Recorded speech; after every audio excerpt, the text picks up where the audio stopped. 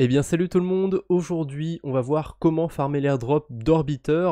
Comme d'habitude, il n'y a jamais de certitude qu'un projet lance son jeton et fasse un airdrop, mais c'est quand même intéressant de regarder ce qu'on peut faire et s'il y a moyen de tenter de gratter un airdrop. Orbiter, il n'y a pas si longtemps, ils étaient un petit peu dans la tourmente, j'aime bien cette expression, parce qu'ils se sont fait hacker leur Discord et du coup il y a eu des fausses annonces d'airdrop. Donc ça veut pas dire qu'il n'y aura jamais d'airdrop un jour, mais en tout cas ces annonces, elles voulaient pas dire elles étaient pas vraies, ça voulait pas dire qu'elle allait tout de suite avoir un token. Donc qu'est-ce qu'on peut faire globalement sur Orbiter? On peut envoyer des Ethereum, des stablecoins d'un écosystème vers un autre. On a quand même le choix, hein. Il y a pas mal de blockchains qui sont compatibles sur Orbiter, et notamment Starknet et Zcasing qui sont très intéressants en ce moment, hein. Je sais qu'il y a pas mal de gens qui essayent de farmer ces airdrops, donc vous êtes déjà probablement passé par Orbiter. Peut-être que vous avez raté des trucs qu'on peut faire en dehors de Orbiter. Alors pour l'instant, il n'y a pas eu beaucoup de cas d'airdrop qui ont eu lieu grâce à Galaxy, grâce à Layer 3, etc.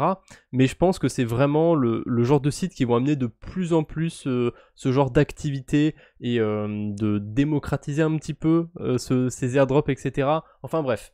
Vous pouvez vous rendre en ce moment sur Galaxy, il y a des petites quêtes, enfin des petits NFT à récupérer, et qu'est-ce qu'il faut faire pour les récupérer? Eh ben il faut tout simplement avoir utilisé Orbiter. Alors le premier NFT c'est 3 à 9 transactions, le deuxième c'est 10 à 49, le troisième c'est 50 à 99, le quatrième c'est 100 à 499 transactions, et le dernier c'est minimum 500 transactions pour le récupérer. Alors, sur le papier, pourquoi pas? Moi, je trouve que c'est beaucoup trop. À la limite, faire une dizaine de transactions, ça me paraît faisable. Pour les plus extrêmes d'entre vous, pour ceux qui ont un peu plus de fonds, 50, pourquoi pas.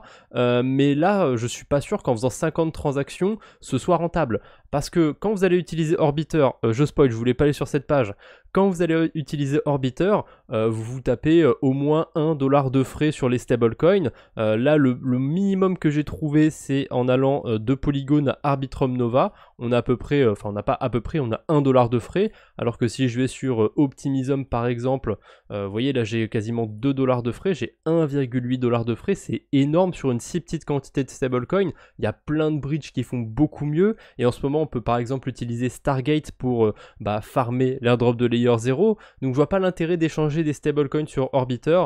Moi ce que je vous conseille vraiment de faire, c'est si jamais vous avez envie d'aller sur Starknet, sur Zcasing ou éventuellement d'autres écosystèmes qui sont là, Loopring, Immutable X, Arbitrum Nova, pourquoi pas. Voilà, envoyer des Ethereum sur ces écosystèmes, je me dis pourquoi pas, ça peut être une bonne idée. Il y a quand même des frais, comme d'habitude. Je crois que c'est pareil, c'est autour de 1 à 2 dollars, mais l'équivalent en Ethereum. Bon, évidemment, ce sera un peu plus si vous interagissez avec la blockchain mère, Ethereum.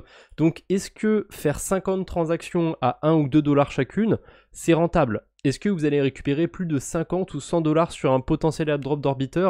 Moi, je suis pas si sûr que ça. Après, à voir. J'attends de voir si un jour il lance un token, mais là, je pense que le jeu n'en vaut pas la chandelle. Enfin, en tout cas, aller jusqu'à 50 transactions, ça me paraît beaucoup.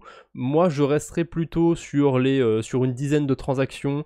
C'est déjà beaucoup, mais si un jour il lance un token, ça risque d'être rentable d'avoir utilisé le protocole, je pense. Dans tous les cas, quand je farme un airdrop, j'essaye de rester sur des utilités assez intelligentes. Donc c'est pour ça que je vous parle d'aller fermer un potentiel autre airdrop sur Starknet, sur Zcasing Kera. En ce moment, c'est pas mal ce qu'il y a à faire. Donc Orbiter vous permet de faire ça. Quoique, je parle de Starknet, mais en ce moment, à chaque fois qu'on veut bridger des cryptos sur Starknet, Orbiter ne peut pas en fait permettre le bridge parce que je sais plus ce que c'est le problème de maintenance ou je sais pas quoi. Donc pour envoyer des cryptos sur Starknet, il y a d'autres bridges qui existent comme Layer Swap. Ça pourrait faire une vidéo d'ailleurs sur un potentiel airdrop à farmer, on verra. Et du coup, le dernier truc que je voulais vous montrer, c'était sur Guild. Alors ça pareil, je crois que le seul gros airdrop qu'il y a eu grâce à Discord, c'était, comment ça s'appelle, Sui. L'airdrop de Sui, les gens qui étaient sur le Discord, qui avaient certains rôles, ils étaient éligibles à une waitlist et ils ont pu acheter des tokens en pré-vente, et tant mieux, ça s'est plutôt bien passé. Je crois que les gens ont pu investir 30 ou 50 balles et ils ont récupéré 1000 balles, un truc comme ça, quand le token est sorti, c'était plutôt pas mal. À vérifier, moi je n'ai pas participé à cette pré-vente, mais à vérifier quand même ce que je vous dis, mais il me semble que c'est ces valeurs-là. Bref, Là du coup vous pouvez aller sur Guild et faire des petites quêtes pour essayer de gratter des grades sur Orbiter. C'est lié de très près à ce qu'on peut faire sur Galaxy, hein. Si vous gagnez, enfin si vous détenez un de ces NFT, vous serez éligible à certains rôles sur leur groupe Discord.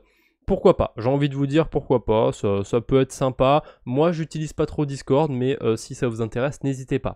Et une dernière chose aussi, dans toutes ces plateformes sociales entre guillemets, il y a Zilli aussi qui existe, mais la quête sur Orbiter Finance, c'est sûr à 2000% que c'est du fake. Vous pouvez signaler ce genre de quêtes qui sont fake, n'hésitez pas à le faire si jamais vous avez le temps, ça prend pas beaucoup de temps, report community. Et pourquoi je suis à peu près sûr que c'est un scam? Tout simplement parce que déjà ils annoncent directement un token, vous faites des quêtes tous les jours, hop vous avez 3 tokens. Bon, moi je suis tombé dans le panneau parce qu'au début j'ai juste vu ça, je me suis dit ok pourquoi pas, et en dessous je vois ça, vous pouvez minter un NFT pour avoir un airdrop encore plus conséquent. Vraiment c'est abusé, hein. 865 tokens contre 3 tokens pour les quêtes journalières. Ça donne vraiment envie de minter ce NFT, sauf que évidemment ce NFT il est pas gratuit, il coûte 0,15 BNB et clairement ça pue le scam. En plus on a la deadline qui est aujourd'hui, donc donc de toute façon c'est trop tard, c'est périmé,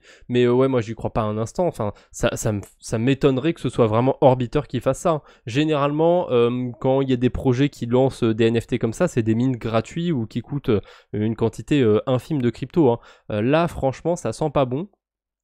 Voilà, je vous laisse quand même vérifier un petit peu si je dis pas de bêtises par rapport à ça. J'ai pas été regarder l'adresse sur Binance, mais à mon avis ça pue. Voilà. Faites attention à cette quête sur Orbiter, sur Zilli, ça sent l'arnaque. Moi je vais quitter du coup cette communauté. J'utilise pas trop Zilli pour l'instant, il y a des trucs sympas à faire, mais je trouve que c'est moins pertinent que Layer 3 et Galaxy. Voilà, c'est à peu près tout ce que j'avais aujourd'hui sur Orbiter. N'hésitez pas à me dire si vous allez tenter de l'utiliser pour farmer un airdrop, ou alors si vous l'utilisez juste parce que c'est pratique pour vous. Est-ce que vous trouvez que les frais sont chers? Bref, je vous laisse me dire tout ça en commentaire. On se retrouve bientôt j'espère. D'ici là, portez-vous bien. Salut tout le monde!